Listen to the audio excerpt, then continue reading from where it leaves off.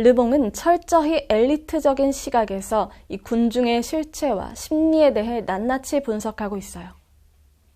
이 책의 하이라이트는 군중의 의견과 신념에 대해 다루고 있는 2부죠. 그는 2부 1장에서 군중의 일반적인 특성에 대해 이야기해요. 그에 따르면 군중이란 개개인으로 환원될 수 없는 전혀 새로운 실체죠. 마치 알칼리성 물질과 산성 물질이 결합해서 이 속성이 전혀 다른 새로운 물질이 생성되듯이 군중은 그 자체로 새로운 분석이 필요한 고유한 심리적 개체라는 거예요.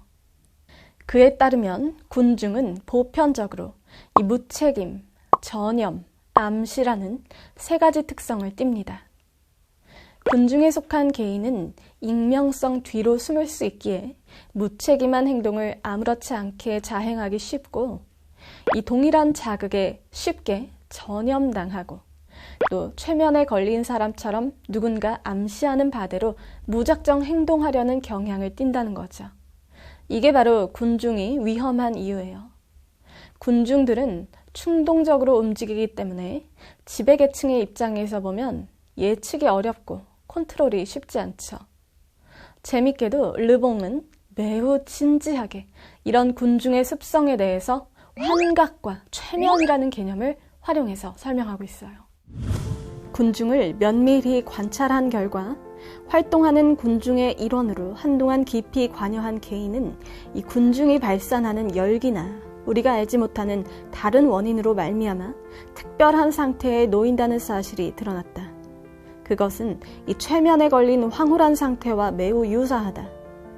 최면에 걸린 사람은 두뇌가 마비되어 이 최면술사가 마음대로 조종하는 척수의 노예가 된다. 척수는 이 무의식적으로 활동하기 때문에 당사자는 독자적인 의식이 완전히 사라지고 의지력과 분별력도 잃고 만다. 따라서 이 모든 감정과 생각이 최면술사가 뜻하는 방향으로 움직이게 된다. 심리적 군중에 속한 개인의 상태가 이와 유사하다. 그는 자신의 행동을 더는 의식하지 못한다. 최면에 걸린 사람처럼 어떤 능력은 상실하지만 다른 능력은 극도로 커질 수 있다. 일종의 암시에 걸린 그는 충동을 이기지 못하고 모종의 행동을 취한다. 이런 충동은 최면에 걸린 사람보다 군중 사이에서 더 강력하게 일어난다. 모든 개인에게 똑같이 주어진 암시가 상호작용을 일으켜 상승 효과를 내기 때문이다. 군중 속에서 그런 암시를 거부할 만큼 개성이 강한 사람은 드물다. 자, 그러면 이렇게 예측이 어려운 군중들을 어떻게 다룰 것인가의 문제가 제기되죠.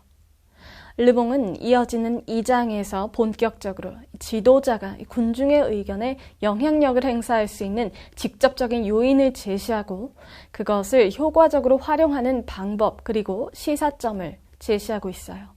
군중의 의견에 영향을 미치는 첫 번째 요인은 바로 이미지와 단어와 경고예요. 르봉에 따르면 군중의 상상력은 특히 이미지에 지대한 영향을 받아요. 혹은 단어와 경고를 적절히 활용하는 것도 군중의 상상력을 자극하는 이미지를 창조해낼 수 있는 방법이죠. 마치 옛날 마법사들의 신비로운 주문처럼요. 재밌는 건 이 단어의 힘은 단어에서 연상되는 이미지와 관계가 있을 뿐 단어의 실제 의미와는 무관하다는 거예요. 때로는 의미를 규정하기 어려운 단어가 오히려 더 막강한 영향력을 발휘할 때도 있죠. 예를 들면 민주주의, 사회주의, 평등, 자유 같은 단어들이 그렇죠. 이런 단어들은 그 의미가 대단히 모호하지만 잘만 활용하면 군중을 매혹하기 쉽고 모든 문제의 해결책으로 내세울 수 있죠.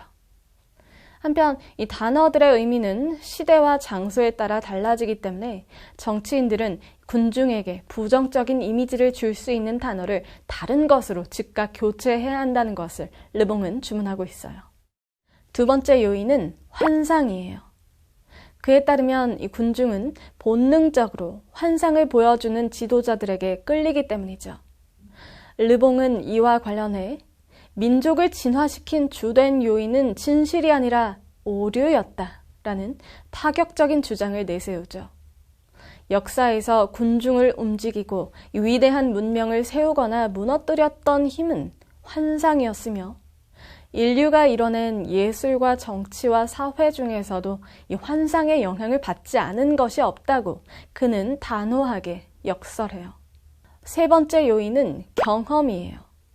그에 따르면 이 경험은 군중의 정신에 진실을 확고히 심어주고 또 지나치게 위험해진 환상을 걷어낼 수 있는 거의 유일한 방법이에요.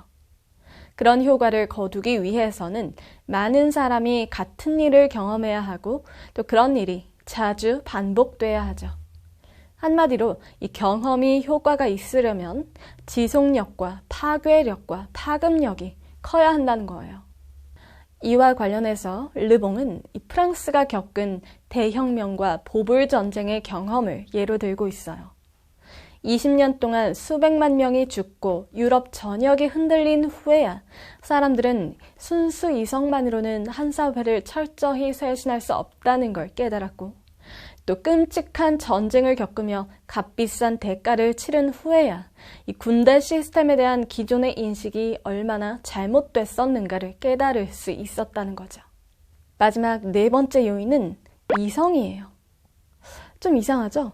한참 동안 이 군중이 얼마나 비이성적인 존재인가를 역설하다가 갑자기 이성을 등장시키니까 당황스럽지 않나요?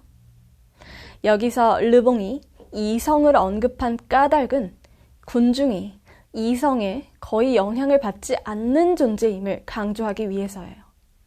르봉에 따르면 이 군중은 이성적 추론에 영향을 받지 않고 생각들을 대략적으로 짝지은 결과만 이해할 수 있는 모자란 존재죠. 따라서 이 군중에게 깊은 인상을 주는 방법을 아는 연설가는 감정에 호소할 뿐 이성에 호소하지 않는다고 그는 강조해요.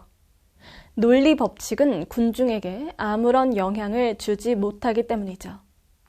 르봉은 군중을 설득하려면 먼저 군중에게 자극이 될 만한 감정을 철저히 파악하고 그 감정을 공유하는 척한 다음 기초적인 연상작용으로 잘 암시된 이미지를 환기하며 그들의 감정을 원하는 방향으로 유도해 가야 한다고 주장해요. 이성은 철학자에게나 맡기고 인간은 감정으로 다스리자는 거죠.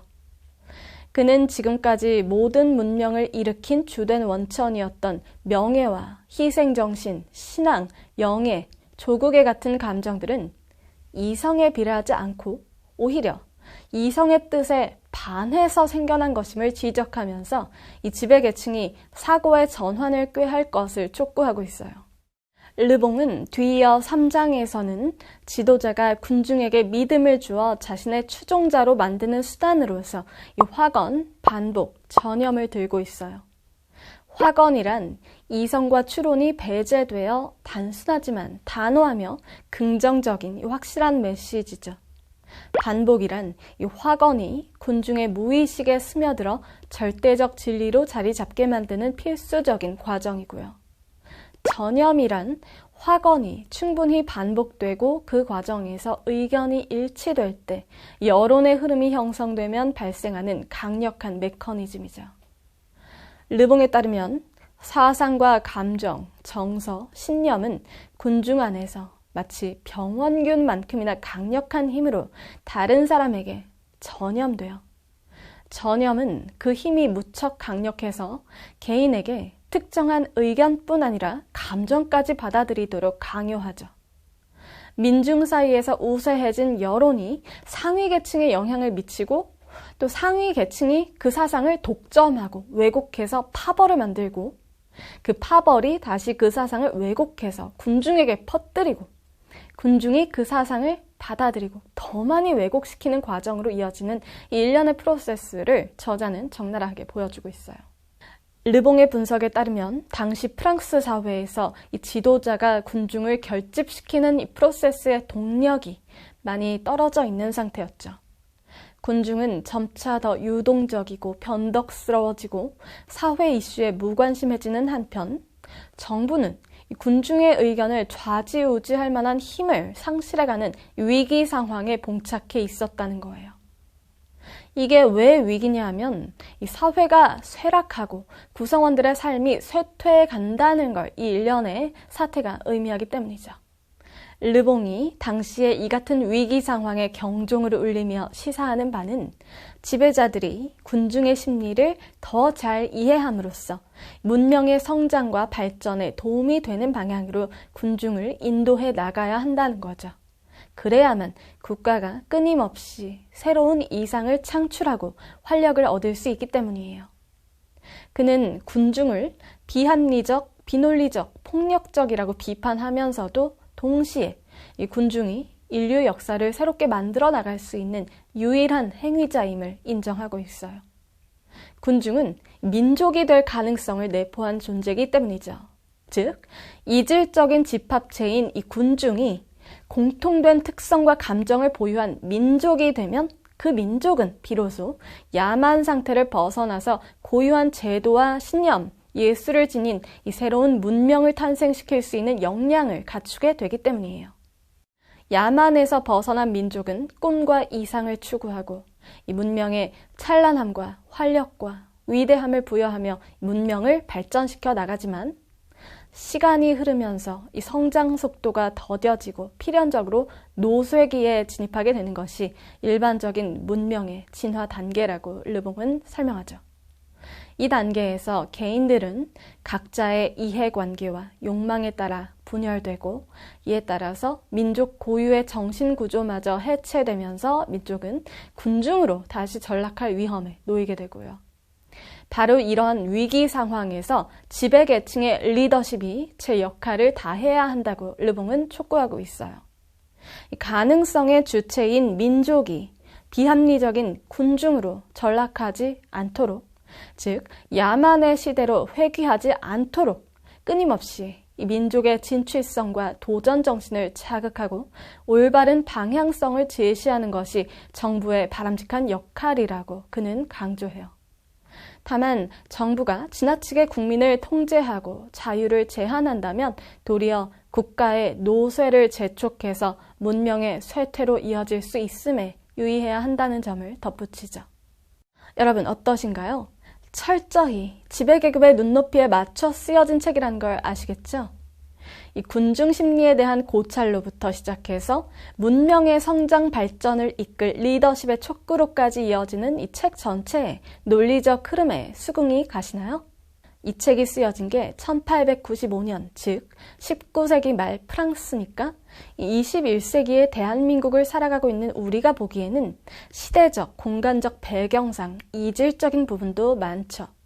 이를테면 이 책에서는 이 군중 심리가 발현되는 완전한 조직의 형태를 갖춘 집단으로서 이 민족에 집중해서 이야기하고 있지만 현대의 우리는 이 민족뿐만 아니라 국경과 민족의 구분을 넘나드는 이 탈민족적인 집단들에도 다수 속해서 살아가고 있어요. 우리는 대한민국이라는 국가의 국민이기도 하지만 이 글로벌 NGO의 구성원이 될 수도 있고 또 인스타그램이나 페이스북 같은 소셜 네트워크 서비스를 사용하는 유저가 될 수도 있고 혹은 해외 언론 매체의 구독자가 될 수도 있고 또는 메타버스 플랫폼의 유저가 될 수도 있죠. 이 책이 쓰여진 당시에 비해서 교통과 통신 수단이 발달하면서 이 사람들이 속할 수 있는 군중의 종류와 범위는 무궁무진하게 확대되고 있어요. 각 집단별로 발현되는 이 군중심리의 양상도 천차만별이고요. 이 책 군중심리가 쓰여질 당시의 프랑스는 대혁명으로 나라가 뒤집히고 주변 국가들의 반혁명 간섭이 이어지면서 국민들의 민족의식이 유례 없이 강렬해진 상황이었기 때문에 이 지배층 입장에서는 이걸 어떻게 컨트롤할 것인가가 초미의 관심사였죠. 하지만 현대에 나타나는 군중심리는 좀 다른 차원에서 다루기가 훨씬 더 까다로워진 게 사실이에요. 첨단 기술이 발달할수록 이 군중 속의 개인은 익명성 뒤에 숨어서 더욱 무책임해지고 이 자극적인 선동이나 가짜 뉴스를 시공간의 제약 없이 급속도로 파급시킬 수 있죠. 때문에 군중 심리에 어떻게 대응할 것인가라는 문제의식은 비단 이 정부의 것만이 아니라 우리 모두의 것이 되는 거예요. 군중의 종류와 형태는 제한 없이 확장되고 있고 다양한 군중들이 발현하는 왜곡된 군중 심리로 인해서 영향을 받는 대상은 결국 우리 모두이기 때문이죠. 결국 오늘날을 살아가는 우리에게 이 군중 심리를 이해하고 여기에 어떻게 대응할까를 고민하는 건 필연적인 숙제일 수밖에 없어요. 우리는 모두 군중이기도 하지만 때론 다른 군중들에 의해서 피해를 입기도 하니까요.